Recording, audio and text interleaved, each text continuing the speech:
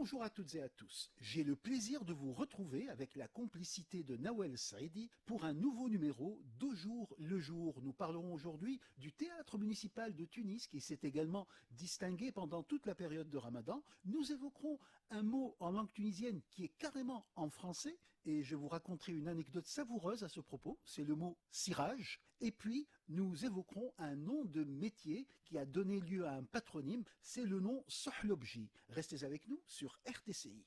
L'écume des jours. Le théâtre municipal de Tunis a été créé en 1902 et nous l'appelons familièrement la Bonbonnière à cause de sa forme. Ce théâtre a été construit par Jean-Émile Resplandy. Il faisait partie de tout un complexe qui comprenait un grand hôtel, le fameux Tunisia Palace, et également un jardin d'hiver qu'on appelait le Palmarium puisqu'il y avait des palmiers dans ce jardin. Et puis, il existait à l'époque de la fondation, début XXe siècle, un casino qui était attenant au théâtre municipal. Le théâtre municipal de Tunis continue à être un lieu privilégié pour le spectacle. En tout cas, toutes les familles artistiques y confluent, notamment les musiciens et les gens de théâtre. Le théâtre municipal qui n'a quasiment pas désempli durant toute la période du mois de Ramadan et qui a permis que la politique de la ville de Tunis est véritablement une politique d'ouverture vers tous les arts. Notez que le théâtre municipal donc a été fondé en 1902. Il s'agit de l'une de nos plus anciennes institutions culturelles toujours en exercice. Parlons tunisien.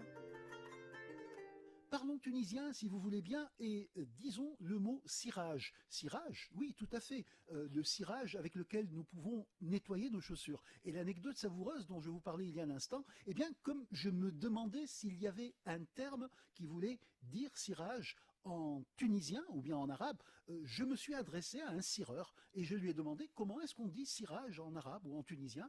Il a réfléchi un instant, il m'a dit cirage. Et effectivement, je viens vous raconter cette anecdote et vous dire que ce terme est quasiment calqué. Là, on a repris le mot tel quel et on l'utilise au quotidien chez tous les cireurs qui peuvent se trouver sur les avenues principales de Tunis. Donc, pas de difficulté pour le mot cirage. Pour les francophones, c'est exactement le même mot dans la langue arabe tunisienne. Le feuilleton.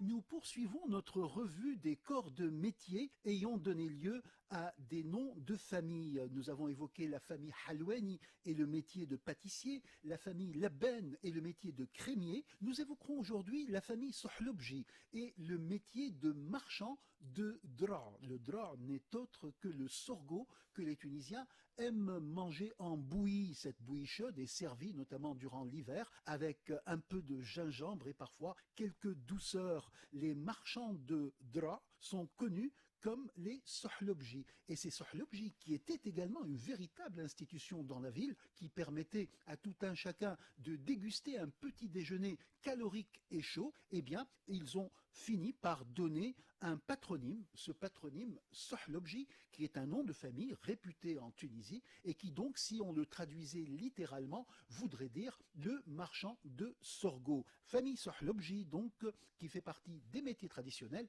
et des patronymes tunisiens.